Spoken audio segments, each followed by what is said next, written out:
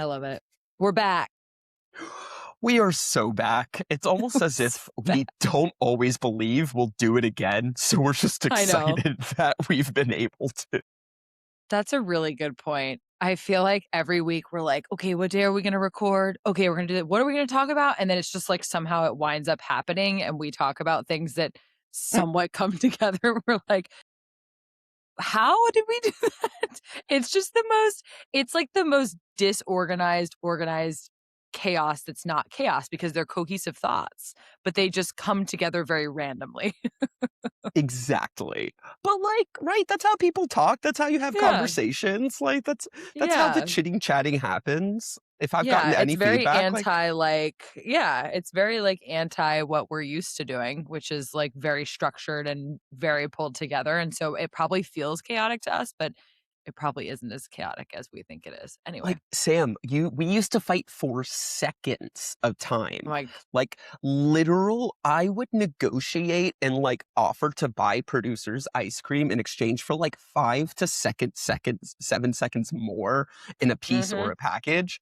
So like the mm-hmm. ability to be like, want to go 30, 42 Yeah, hours we and can we'll cut deal with it it if we later. want. I mean, see, and therein lies the difference between the two of us. I just heard the rap cue in my ear and said, no, thank you.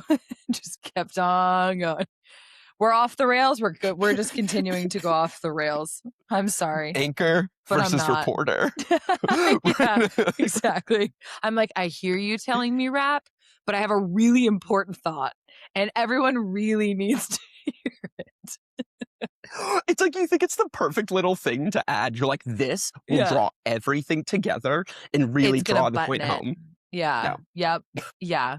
It's context everyone needs, and it's the most important thing I've said today, and that's what I took with me every time I did that to some poor producer who I'm sure that just like absolutely wrecked the tail end of their show. And they're like, we have 3 seconds to close. And I'm like, yeah, but I made a really important point about that breached whale story.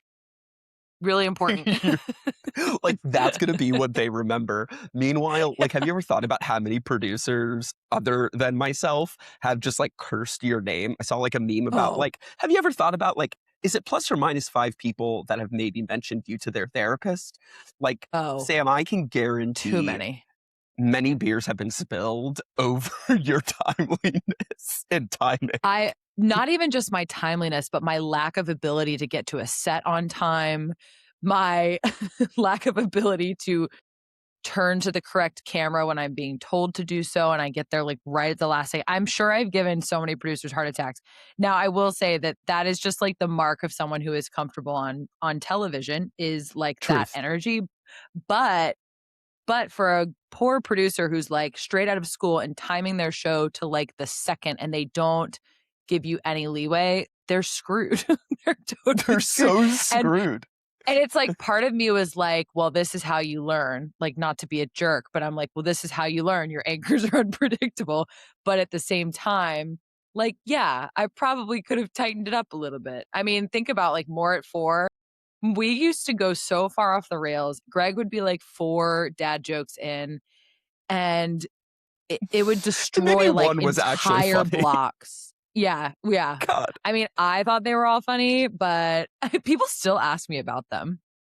I People love still ask that me that about is them. like a momentum. Like your co-anchors, like granted, lovely but Mhm. shitty dad jokes, just like leaning such an impression on your like early social media days. Oh, I people will reach out and be like, "I wish you were still in Columbia so you and Greg could do weird stuff on social media." And it's like, I think it's less about the dad jokes and more about the Greg of it all. Like Greg Adeline, for those of you who don't know, was my co-anchor at 4 o'clock when I worked at WIS in Columbia. And he is just like, if you can picture the most quintessential dad of all, he hits it. He hits every single mark and he loves a dad joke more than Think anything. Modern Family, the dad in Yes. Modern Family. What's his name? Greg Phil? is a No. younger Phil Dunphy. Phil Dunphy. Yes, Phil. He is a like Anchorman meets Phil Hmm. Dunphy, but in Oh, like it's a such a good wonderful, comparison. glorious human. Yes. And so, but He's every local amazing. news I love station him so needs a much. Greg.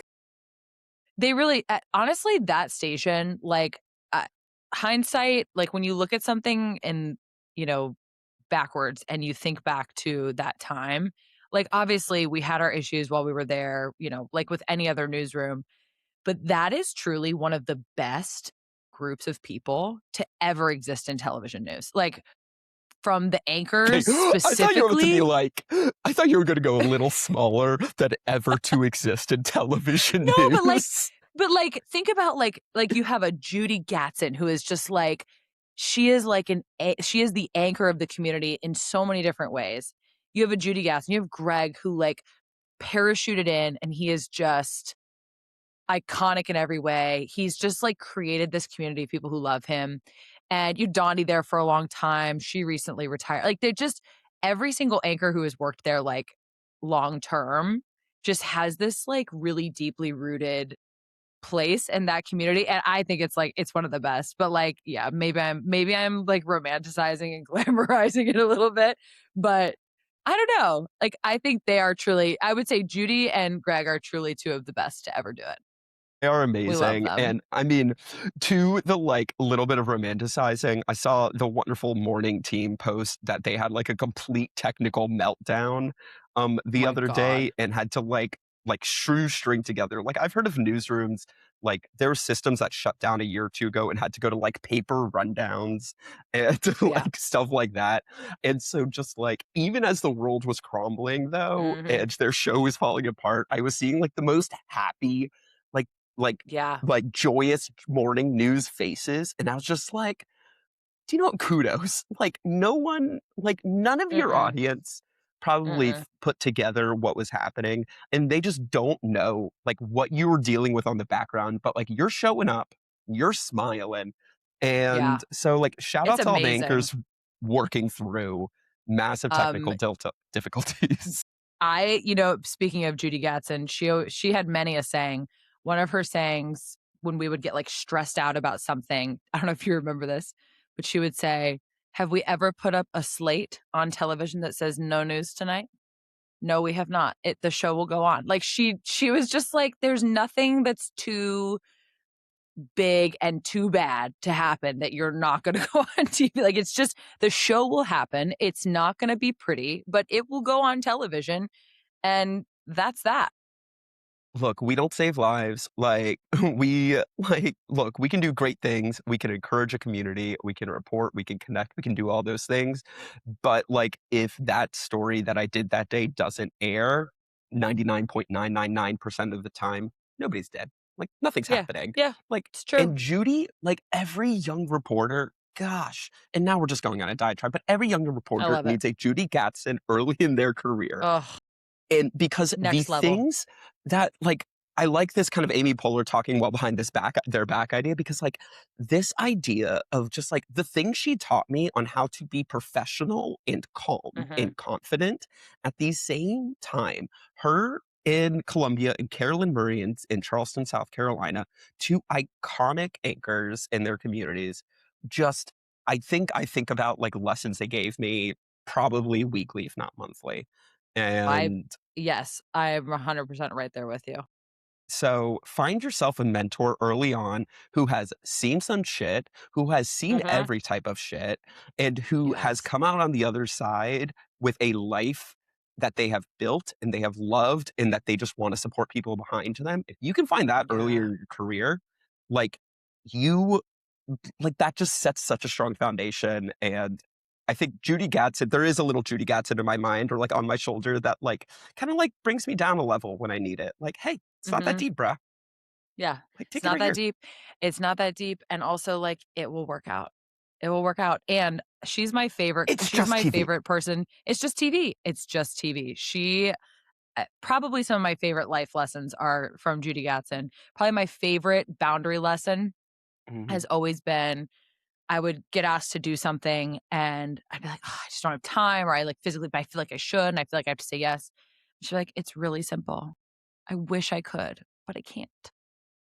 Like, that's the line. It's not like, it's not no, it's not sure I'll do it and I really don't want to. It's like, I really wish I could, but I can't. And it takes all of the weight. Like, I don't know, and I'm sorry if I've outed her and she's used that on somebody who's listening to this podcast, but, like, it is truly meant in the kindest way. It is like, I really wish I could accommodate that, I wish I could do it, but I physically can't, I don't have the emotional time, I don't have any of it, and so, This was yeah, that's why I'm like, before I come back to that people a were lot. talking about, like, boundaries and limits and stuff like that to me, like, anecdotally, and, yeah, she was Mhm, probably the first one to be like, "Hey, you can be successful.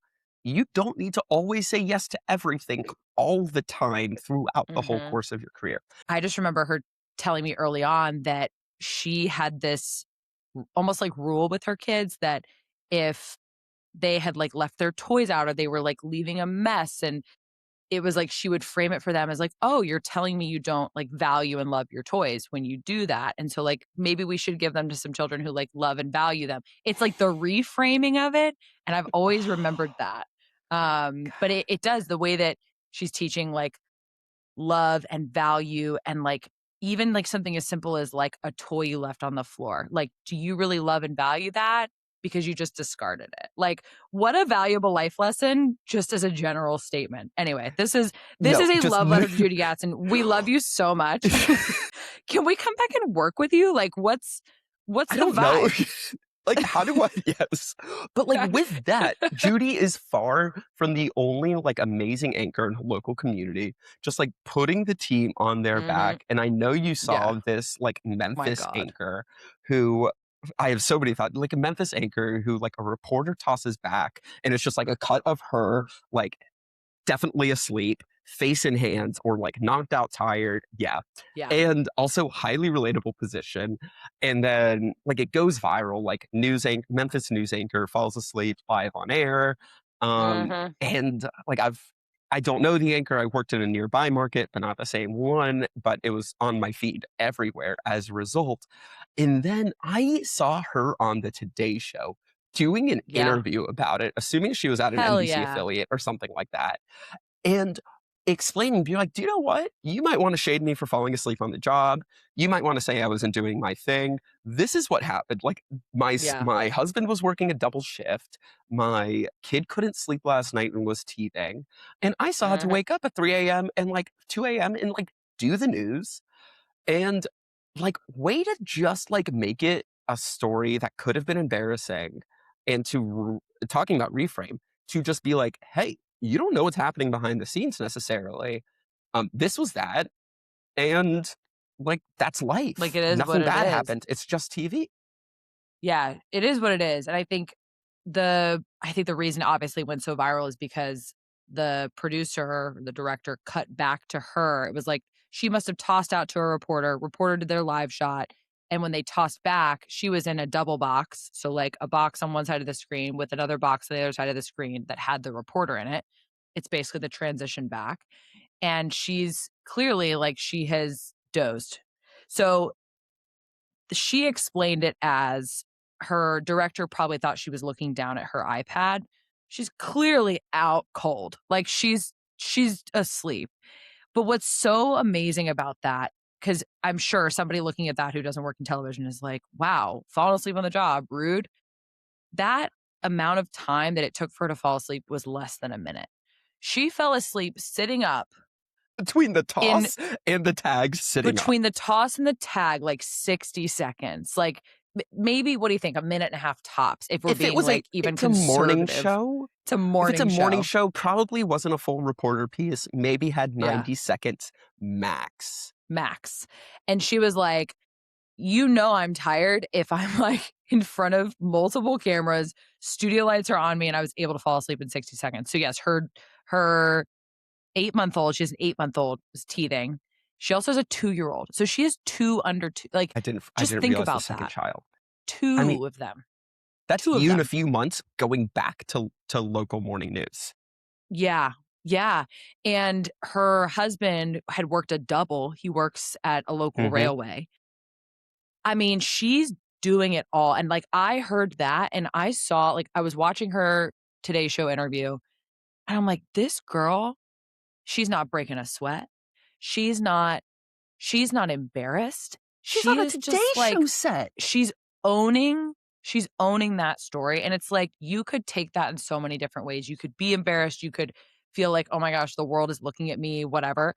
But I think what was really interesting about it is that the response on social media was actually overwhelmingly positive toward her. Like, everybody Mm. was really, supportive and was like, "Man, I've been there." And, like, if you're a mom of a teething child and, like, I can tell you, I mean, Teddy's going through a phase right now. I'm pointing upstairs because he's out cold right now because he fought Not me to the like hell going heavens. to bed. Yeah, to the heavens. I'm like, he fought me like hell last night trying to go to bed, and it's like we were both in tears at 8 p.m. because we're just like both so frustrated and we can't figure it out. And so to imagine that she is doing that at 8 p.m. and her alarm goes off at could be anywhere from 1:30 to 2:30 in the morning. Like, she's getting up and going to work and putting on a full face of makeup and presenting as 150% of herself. Do you know how hard that is? Like, that is For 3 not hours. for 3 For hours, not likely only to 3 to 4 show up hours. to work. Yeah, not only just show up to work and sit in a cubicle and, like, sure, any job at that early hour is hard, but to be forward facing it's just like a different level of, um, mental stamina, and, there are many jobs that are harder, require more intellect, whatever, you can say whatever you want about journalism, but that aspect of it, the physical part of having to be on television, it's hard, and so, God, I just, like, I felt so much for her when I saw that video, and I was so proud of her Mhm. watching her Today Show interview because I was like, "Hell yeah," like, own the storyline, own that that's probably gonna stay with you for a while, and take it as a really great moment to talk about the stress and the load of specifically new mothers in the workplace, because there is not enough support in the world for that. There's not. I mean, I don't know, and I just see it through your eyes, so I'm just gonna retweet. I'm just gonna say Yeah. yes. Yes. I'm like, props to her. But it was like, it just so much has been swirling in the news world this week, and I Well, feel like let that me was actually a positive. that was a positive, and I think my first reaction to you, even this morning, was just like, "Oh my god, what producers were letting them get on." Hola, Hi. tía. Eh, ¿Qué? Okey, gracias. Beso. Um, I this know. is we will cut this out because Miriam does not want to be on the internet, but Sam, this is my amazing Tia Miriam. Um, the but, like, on I'll wait a second real quick. Okay. Hi. How's your Spanish coming along? I think better. ¿Cómo fue mi Yeah? español? Mi amiga me está preguntando, si mi español está mejorando. Mi amiga que estoy haciendo una entrevista.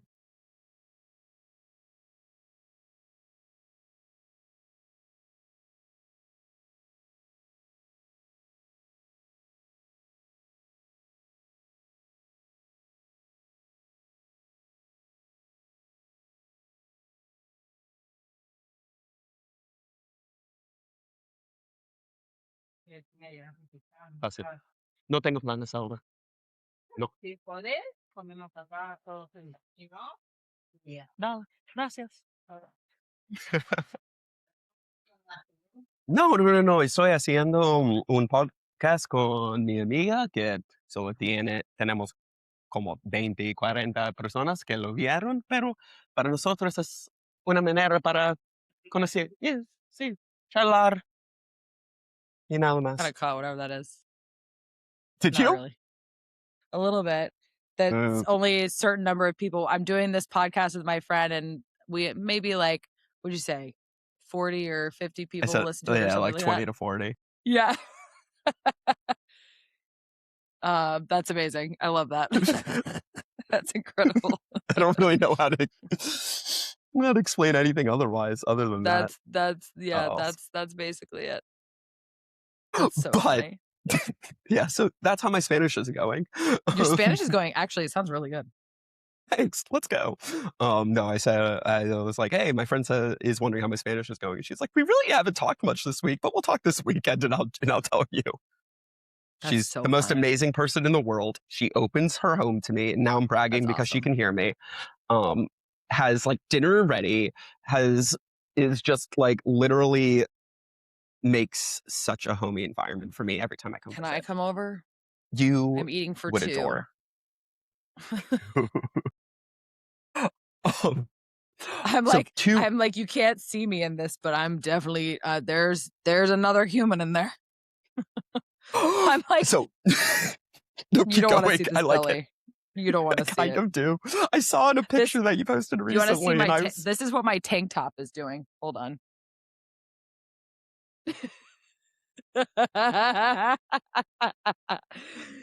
This doesn't work. what? Nothing fits. SOS. I just it's just like I really It's do. just there. Like I don't forget you're pregnant, but in just like every now and then it slips my mind, and then you do Mhm. something like that. Like, And I'm like, simple things "Hello." like stand up. Um, And it's but I'll hot. bring it back Bring it to back. my transition from producers to automated producing, Oh, yeah. which was my first reaction when I saw all of this was like, where the heck is the producer? And like Yeah. I sat on that for a minute. It's like, why is that producer or director taking a double box? So the two boxes with why are they just like letting this happen? I think they cut back at one point. And then I Mhm. thought, well, in a lot of newsrooms, maybe this one as well, they switched to like automated rundowns. Yeah. So this may or may not be the case. It might have been what she was saying, like the director thought she was doing great, but also like there are ways to override it, blah, blah, blah. But yeah, like you program that you're gonna double box back with the reporter, back to the anchor, and the anchor's gonna take over once the reporter's done, and you like press a space bar or something. And that is one of those things that like when we take that control away, those are the missteps that are happening. And then we kind of got news recently that Yeah. maybe that's going to be a more common model. And I think we knew that well, I should say we know that this is the direction the industry is moving in, has to move in. The ad dollars aren't there. The positions pay like shit. I mean, it's we talked a little bit about new salaries last week, but we know they pay poorly. We know that producers and production staff make even worse salaries than reporters in small markets, anchors in small markets, and those are the people who are paid the best. But we did get news that Scripps is laying off more than 200 employees in this effort to do essentially more AI driven newsroom work. And I'll kind of give you the specs first because it's it's the latest of a series of these media companies exercising layoffs and pushing toward a consolidation. But the difference here and the difference with Scripps is that Scripps is specifically citing AI powered technology that they are it's kind of homegrown and that's why they're exercising this period of layoffs. So this came from the CEO. He announced in a Tuesday memo this week. So right now we're recording this, it's August 6th. So this would have been 2 days ago. And then there's another meeting tomorrow where we should learn some more. So by the time this airs, there may be a little bit more information, but these are the basics. So they'll be cutting roughly 268 jobs as a part of this bigger push towards streaming over traditional broadcast. So, like, what does that mean? It basically just means that they're going to focus more on 24/7 local news streams, starting in about a dozen smaller markets versus, the daily broadcasts like, we've seen for years and years and years. Then also stories are gonna publish as they're ready, which is a huge shift, obviously, from that fixed schedule of, like, you do a report and it airs at 6 p.m., it airs again at 11. This is more of like a wheel, I think, and again, we're gonna learn more, but the way I interpret it is that it will just publish and it will go on this like 24/7 wheel and it'll air over and over and over again in its specific slot in the wheel. Yep. That's probably how it's going That's to work. that was kind of the impression I got, and that like the Yeah. channel will be that wheel, so to speak, or Yes. playlist rather. Yeah. Which is interesting. When I was first interviewing actually for the job in Columbia, I was a reporter and an anchor in Binghamton, New York. And I also interviewed for a job at Time Warner Cable in Albany, New York.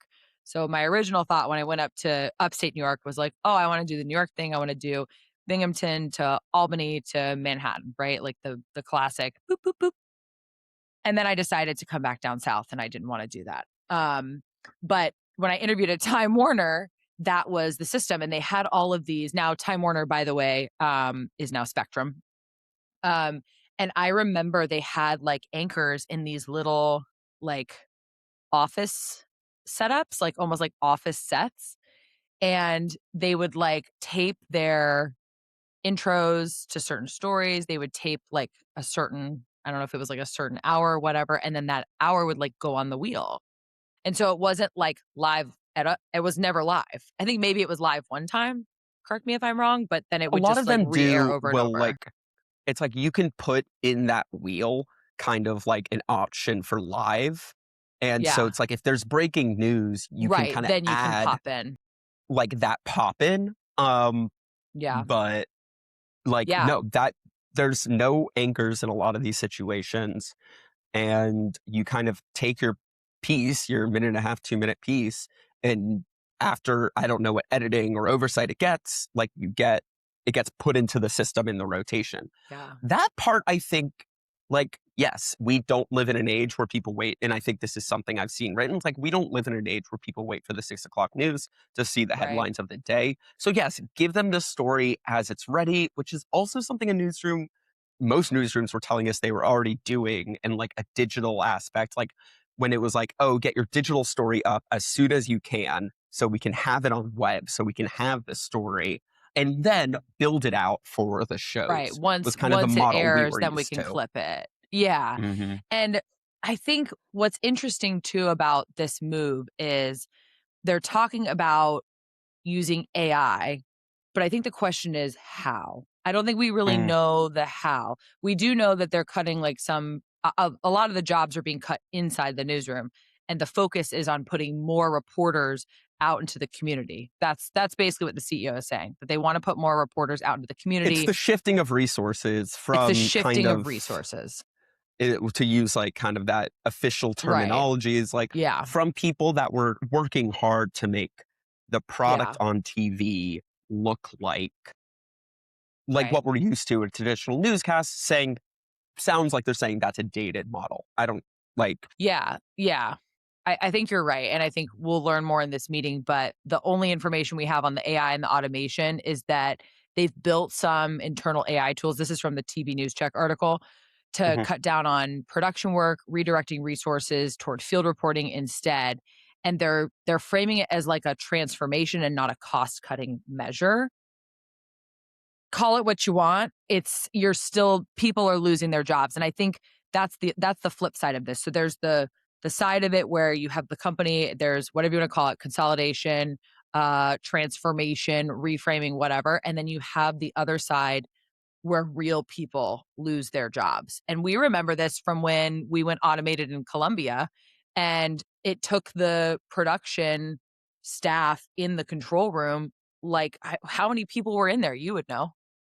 Sheesh, yeah, I remember because literally when I got to WIS, they were making a switch, not to the same exact system. Yeah. Honestly, the system there, I can't believe we even thought of it as automated because the amount of control we had 10 years ago was like kind of, it's crazy to me that we thought that that was no control and that we thought everything had to be planned and it wouldn't be like in retrospect, I'm like, wow, we had buttons, but now there's Mhm. just I don't know, the way I explain it to people is like, there's just less buttons for producers and directors to push on a regular basis. Yeah. Um, and like, I think that's the thing with like, when we talk about AI and automation, it's this kind of word that gets thrown out. And I don't, and it can mean a million different things. It can mean that your like AI in news can feel really generic. You can use it as a copy editor. You can use it as a research tool. You can use it to create a anchor that isn't a real human. There's a lot of things. But my main question when I was reading this was, will customers, viewers, will consumers notice? Is this something like, yes, they may notice if their favorite anchor isn't on the TV at 6 o'clock anymore, but will they notice context-wise It's a really that good it's just a question. playlist or whatever it is now? I think it depends on how that person views their news, and I think it's at the end of the day, it's generational, right? And we see this, we've seen this in our own jobs, but the people who watch the news as appointment news are Mhm, older.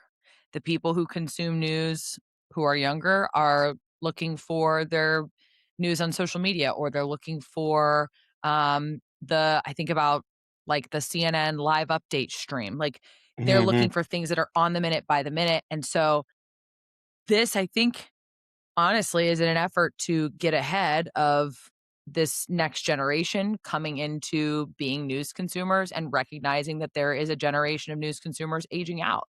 And so I think probably at the end of the day, it comes down to that.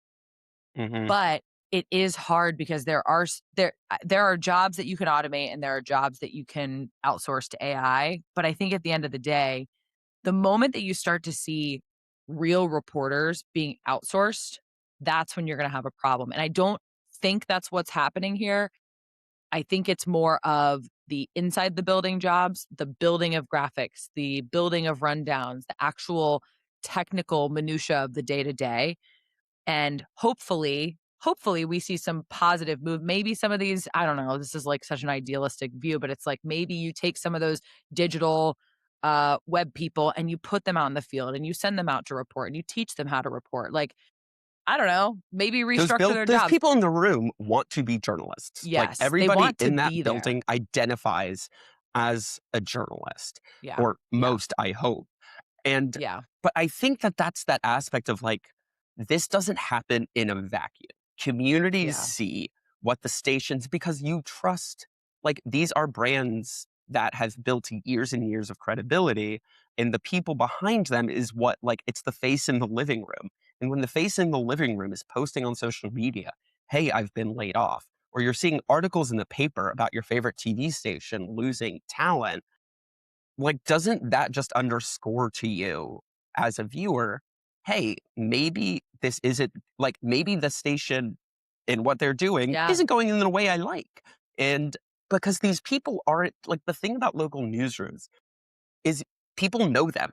Like, you don't, like, the people when I was in every market, I love CrossFit.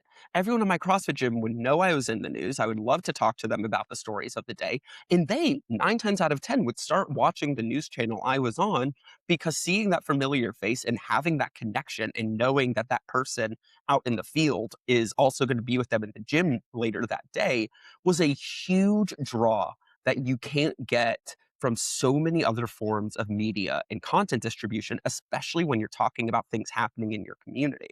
Hmm. So my thought is, if this, or so whether it's the people outside the building or frankly the people in the building that are seeing maybe their best friends on a different team who are part of this layoff, like, do they think, I think it's hard to imagine when axes come down that the axe, nobody thinks that they're immune.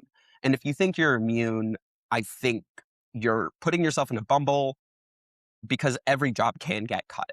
Um, Yeah. and Yeah, and even so even yeah. longtime anchors will see their way out at some point, you know? I think that also brings it back to the revolving door aspect of newsrooms, and I remember seeing this a lot around the time that I left my last job, and I started posting about it. Just I Mhm. remember the initial post of like, "This is why I'm not going back to my job. This is the reason." And people were flooding my comments and DMs with like, "Oh, I just feel like so many people have left and like what's going on there?" And there's that question mark of like, is something going on? Is something wrong in the building that you feel the need to go? And I'm seeing so many other people go. And how many times do you feel like you've said to a viewer who has sent that message like, "Hey, this is the nature of the biz, like 2-year, 3-year contracts." Most people don't just like stick around forever. They're trying to, climb the ladder. And I feel like it just adds to that, to your point, the credibility issue of Mhm. specifically smaller local newsrooms. And the more you consolidate those, and especially if you put like anchors in a hub and they're anchoring for multiple markets and they're Or mispronouncing names meteorologists or or yeah, and like they're not. they don't have landmarks correct, like, that erodes credibility so much, and at that point, you just might as well not even have the station. Like, why even Like, try to what put on, the news? make it a truly, like, if that's the way we're thinking, it's like digital first is a term that gets thrown around so much and has been for years now. But as I'm reading what's happening in the industry to so many other people, I'm wondering what that actually means. And I'm starting to have this question mark as, like, I don't know the numbers, I don't know the stats, I don't dig into Nielsen and Comscore data. But I'm just I curious, I'm never like, did even when I was working. I actually loved it for a little bit, I and then hate I that was, like, shit. getting secondhand stressed. Yeah, it's so Um, stressful. but I was just what what audience is that, like, it's a business, right? What audience are we targeting? And it's hard for me as an outsider without that information to understand, but it has to be even harder for the people at home that are used to getting their news in a certain way. And I don't know what this is. I don't know what this turns out to. I mean, definitely pour one out for so many people, friends of Yeah. mine, people you know as well included, that have been just getting part of these layoffs.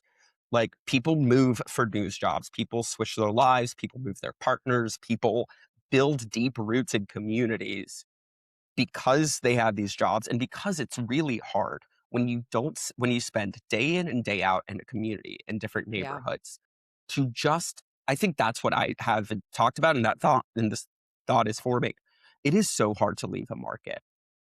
It is so hard to say goodbye to the people that have, and it's such a cliche. It's like, "Thank you for trusting me with your stories." Like, no, seriously? Thank you Mhm. to everybody in every city I've ever worked in for trusting me with your stories, because that is no small deal. You did not know what would come out after I interviewed you for 20 minutes, even though I told you it would be 90 seconds to 2 minutes. You didn't know what sound bites I was using. You let me into your home, into your business, into your hospital room sometimes on your worst days, and it's hard to leave, and then these people text you. I mean, sometimes a year later wanting to do a follow-up or something like that, and I have to tell them, it's like, I'm sorry, I'm not a part of your I'm community not there anymore. anymore. Yeah. I was your neighbor, and now I'm not for a million different reasons." Like, it truly would break my heart, a Yeah. lot of the times, and I think that's one of the things that kind of makes me looking at the industry right now and wondering what I'm gonna do next, because it can be heartbreaking. I want to continue to follow some of these stories for as long as I can. I mean, Mhm. you get invested, and to just up and leave, and sometimes you can't really make announcements. Sometimes there's like contractual things and weird, so you have to be weird and you have to dance around it. When you really just want to tell people, like, I love you and I love this community, something Yeah. else wasn't working. And Right. That's a really good it point. my heart breaks. Yeah, and I just hope that, I mean, we'll find out more and maybe we'll do an update next week, but, like, I just hope that either the people who are losing their jobs can find a different avenue within that, or hell, I hope that they got a nice severance, because I'm like, that job does not pay well already, and now you have to go find another one. And so I just, my heart breaks for These them. were I've just not been, no, Yeah, to your point, though, to our point the other week, these were not also the high-paying jobs.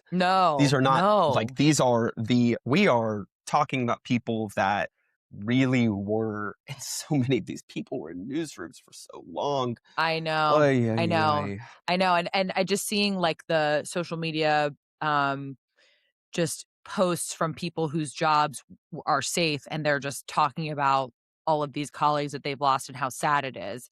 And at the end of the day, it's like we're talking about real people, and those are real people who like have to support their families and make a living wage and put food on the table. And so yeah, at the end of the day, Imagine it's heartbreaking, and it's just this broader consolidation. I pulled some of the numbers, like please. Scripps this month, uh obviously we've just talked about it for the last however long, consolidating. Nexstar, with the Nexstar Tegna merger, like they dropped similar amount of employees. Um, the Washington Post, that was a big one. That was huge. I mean, like 300 people. I know several people who were affected by that. And then CNN went through some layoffs. So like it just a much smaller staff. That was more of like a digital pivot, Yeah. but it's just it just goes to show that eh, like, the broader scope is the industry is changing. All of these CEOs and the people in charge and people in power are trying to find, and, like, you can't fault them for this at the end of the day. They're trying to find a way to reach viewers where they are, and that is an important element, but at the same time, we have to uphold some level of what um the actual publication or the station stands for. And so it's it's tough. It's a really tough line to walk. And so I don't know. We're gonna have to see where this one goes. And to our point about anchors wanting to say one more thing, my one more thing on that is, like, imagine being a reporter who you like, your best friend, or, like, having that survivor's guilt that you're still there, and then, like, upcoming elections coming up, and your bosses and your team is asking you Mm. for to pitch, like, economic hardship stories, and, like, talks You're like, about, I got like, a few. all right, and it's like, "Oh, we need real people behind these to show the impact," and just, like, thinking about your colleagues who had just left or Yes. out the door, and then to be able to, and then to our point, to have to hold that while being a public speaker, a face, a community member is not easy, um, Yeah. but that is one rant, and we have been holding on to another rant for a very long time This is that a really interesting, like, opinion journalism rant. I love this. I can't wait for you to dig into this.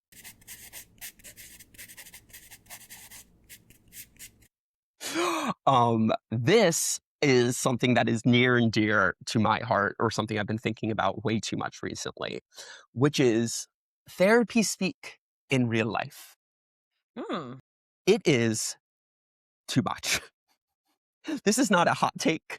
This is just a lukewarm take. I do not want to hear about attachment styles, love language, nervous system regulation, triggers, every other sentence. Yes. We need to, at some point, and again, these things are so important. I've been in therapy. Both my parents are Same. psychiatrists. Like, I've been a mental health advocate. I volunteered for a crisis text line. Text hello, like, to reach out. There are so many great things out there. But holy crap, not everything is a diagnosis, people. Mhm. Yeah. And stop And trying to doesn't it make you diagnose me. feel I know, and doesn't it make you feel like I find I find that when I get hit with content about nervous system regulation specifically, I immediately feel like, wow, am I failing as a human because my nervous system is not regulated? It's like, no, that's literally the job of your nervous system is to do this and to learn to regulate you. And but you're not gonna be in regulation all the time. That's just not humanly possible. But it makes you stressed out because and then that's the opposite effect. You're like, oh, I'm stressed out because I'm not regulated. It's like, Like, people wondering if they're doing self-care right, my and, God. like, "Oh, that isn't self-care." It's like, "Who are you to tell me what isn't self-care for me?" And it's like, I or to tell me, it's like, "Wow, you're really, like, your obsessiveness is coming out," or it's like, "Hmm." Even when people tell me I'm type A or type B or introverted or extroverted, you don't fucking know how my You battery don't know. charges. You You don't don't know, know. maybe on the outside, I am the most extroverted person you probably will ever meet. How I that does not other people recharge my battery. Literally being around others for me makes me feel more myself, more connected, all of those amazing things. To your point, the we got on this thread because there were 2 pieces in the Times, 2 opinion pieces that, really spoke to both of us, and the first one is, I'm Clearly a touched a nerve. therapist, not yeah, clearly touched a nerve. I'm a therapist, not everyone should be in therapy. That's the first one. And the second one was stop pathologizing ordinary life. And I think the pathologizing ordinary life has become such an issue in the wellness community specifically.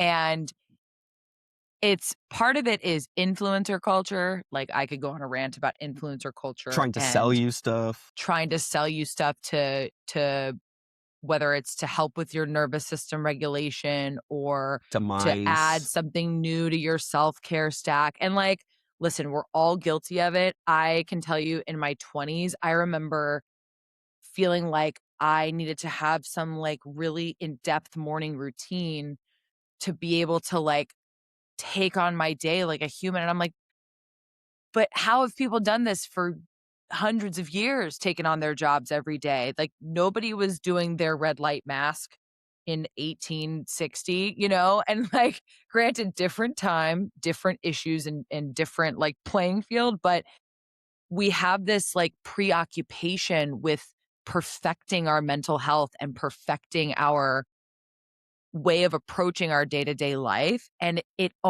causes the opposite effect. It actually causes stress.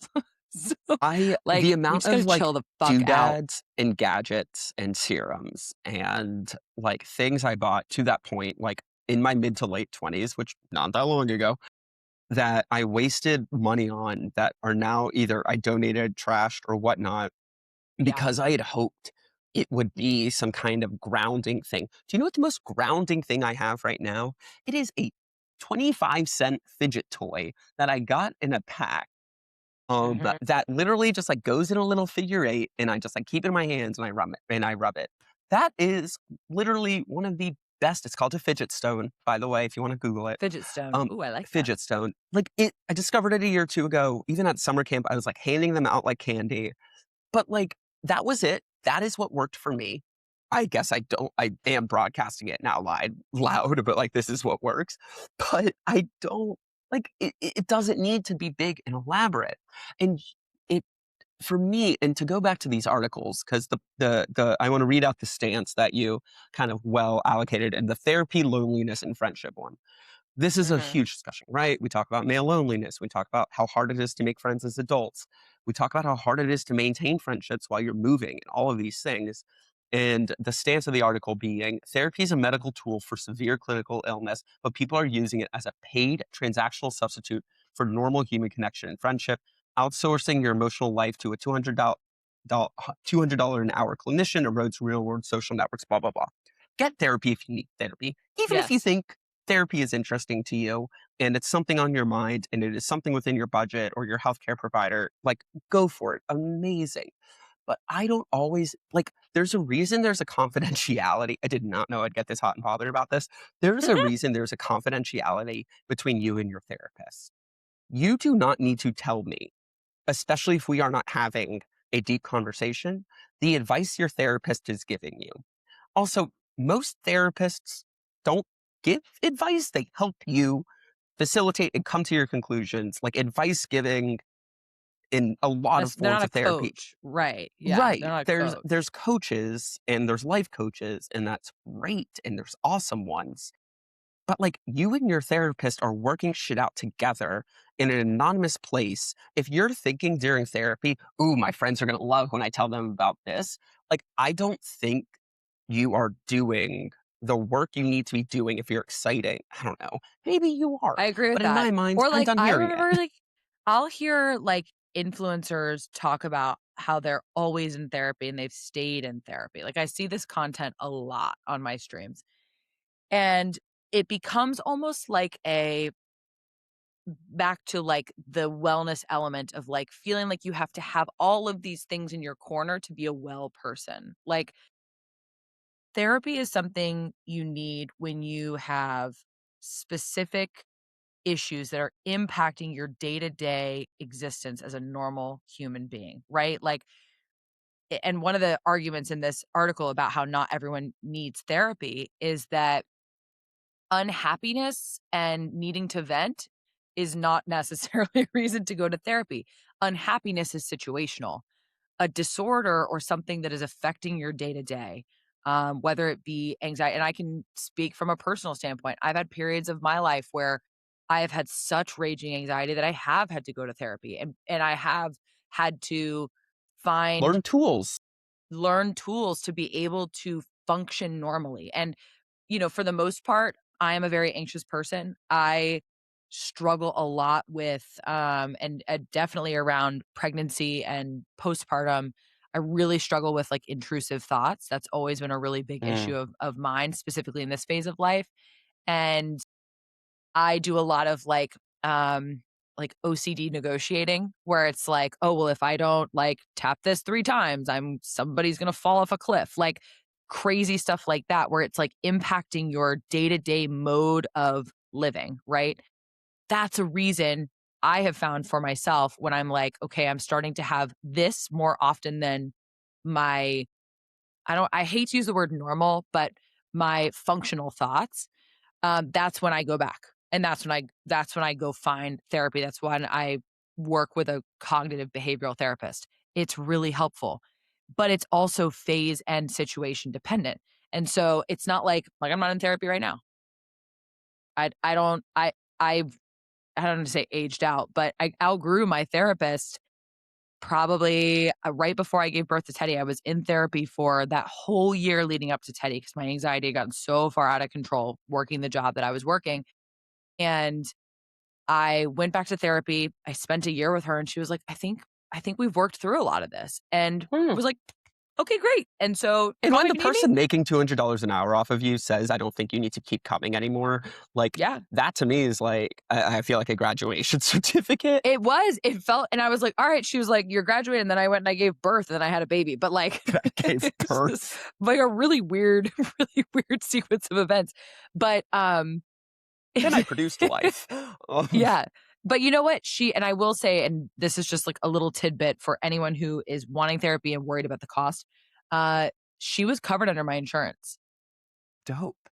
So make sure you check your insurance and check if there are providers that are um, covered because I went through like interviewing a couple and just like found one I liked that was covered. And it was like a $15 copay every session. Incredible. So anyway, that's my That's rant dope. on therapy. But you know what? I will 100% be back. Like, I know I'm going to have phases of my life that I need to go back, but I don't think that it should be this like gold star of like, oh, you're in therapy. So therefore you're doing something You're correctly. working Like, through you're things, like, working. Yeah. Like, you can it bullshit in shouldn't therapy? be. Yeah. Yeah. And I'm sure I did bullshit in therapy as a teenager at one point. Um, God bless that therapist. But I think that to add it as like a part of your wellness stack, it's not the purpose. And to also use it as a language when that sounds very high-minded, when what you're really trying to do is talk about day-to-day life experiences with friends, the things that bother you, upset you, excite you, the things that we're struggling with, like, those are real things, and they're great to talk about with people, but you Mhm. don't need to give it is already valid. You don't need to give it extra validity by giving it a word that you saw in the DSM-5. Yeah. Like, you Yeah. don't, and it's not the issue isn't like, Argentina actually, fun fact, Buenos Aires has one of the highest number of, like, therapists of any city in the Really? world, I believe. Yes, more That's so people here are in random. therapy, like, proportionally than most other cities. Also, more bookstores. Fun fact. Correlation? I Who's to like say? that. But the thing is I actually, in no conversation I've had, do people bring up the fact that they are in therapy or the stuff that they are working through with their therapist. Because it's almost like, yeah, great, me too. I also have a therapist. We talk about you Yeah. too, buddy.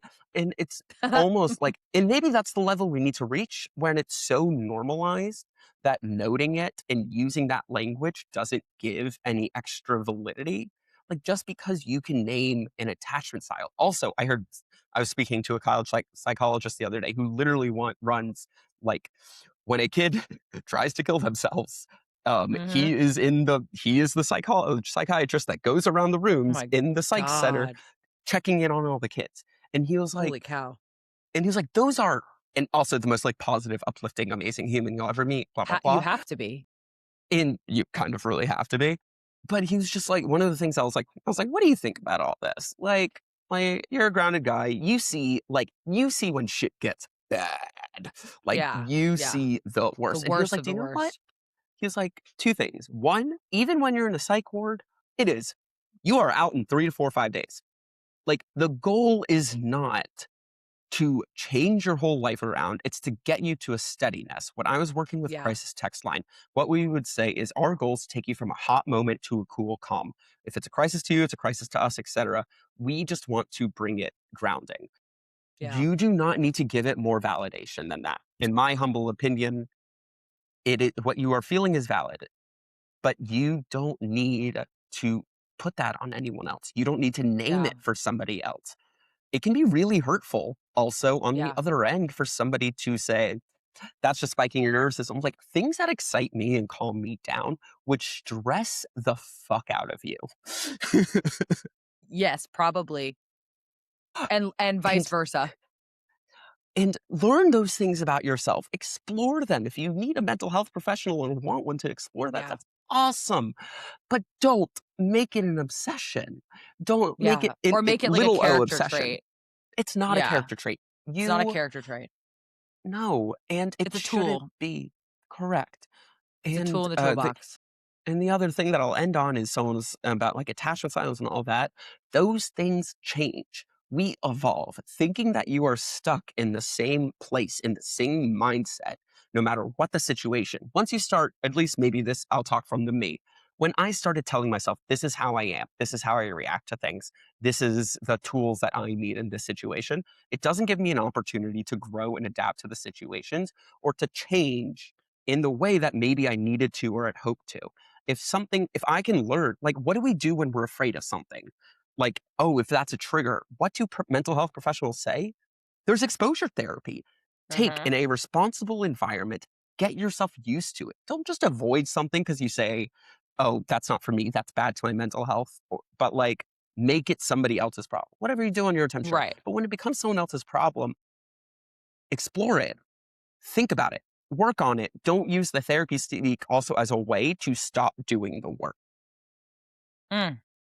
Retweet. That's my retweet moment for you. I love that. That's so good. So good. These I are the love when we find rants. a good, like, opinion thread because, like, it just especially when it's something that, like, one of us deeply cares about, but, like, yeah. Therapy being a medical tool for, like, severe illness, like, we can hop on that thread. We can hop on that thread. You want to Yeah. explore. It's amazing. But you and your Yeah. therapist is a beautiful private relationship. Yeah. Beautiful private relationship. Nope, like, we don't need to know. No, the couples therapy excuse, like if you want to bring your best friend Mhm. to therapy with you, you Yeah. can. A lot Oh of my god, we therapists might be tried cool with we that. tried we tried couples therapy before we got married because that's, like, a thing you do is you, like, Mhm. go to couple sessions. Not for us. And that's Not okay. for us, and that's cool. We'll just duke it out in our house together, it's fine. Like, literally the least confrontational relationship of my life is that with my husband. He's he's just, like, the gentlest, kindest person, and I'm just like, "Here I am."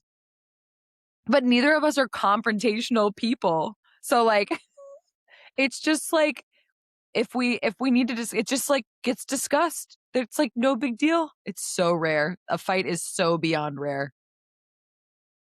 Upset things They happen. That's happen. great. Ay, ay, ay, I'm ready for that good, good. And I brought Please, some good, yeah, good. give us some good news to end the day on because, man, it's been a weird week over here. It's been a weird, It's been a weird weird week.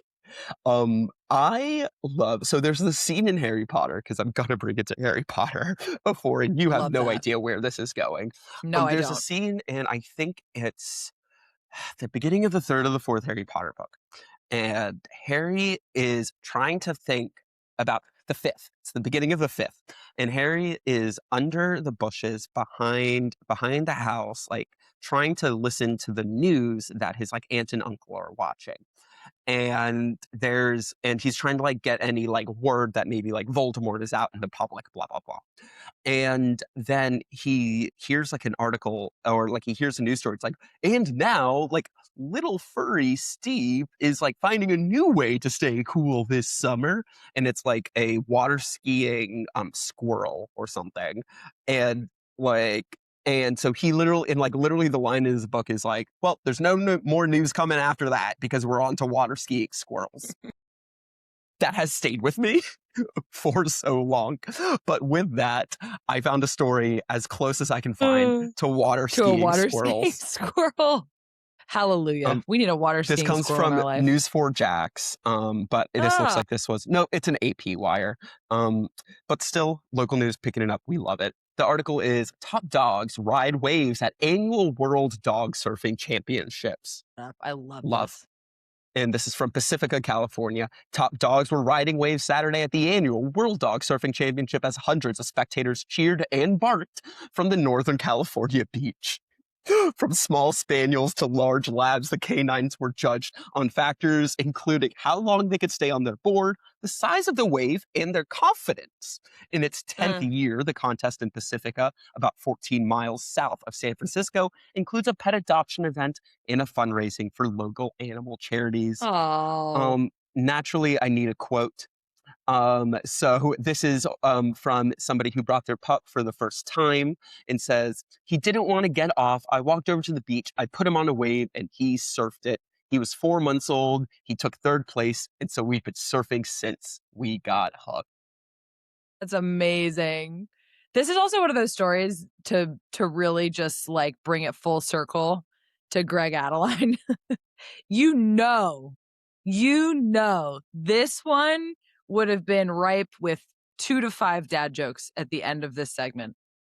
I mean, Something the about the obvious dog one. days of summer. I don't Ooh, know, that's nice. paw above the rest. Like who knows? Like it, Barking up the the possible. wrong Yeah, I way, don't know. Yeah, who knows?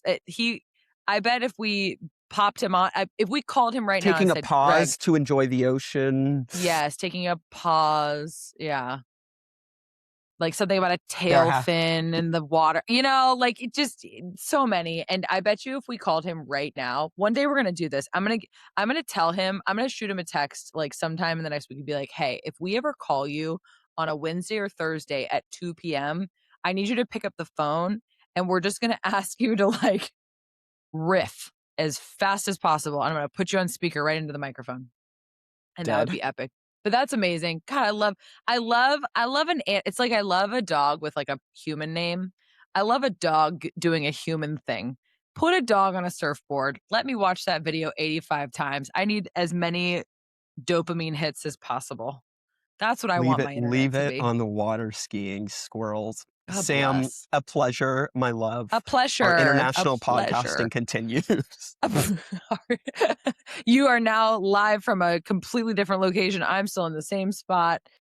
And here we are. We made it, but we'll Here do it we again. are. We'll do it again next Do it week. again next week. Love you. Love ya. Bye. Bye.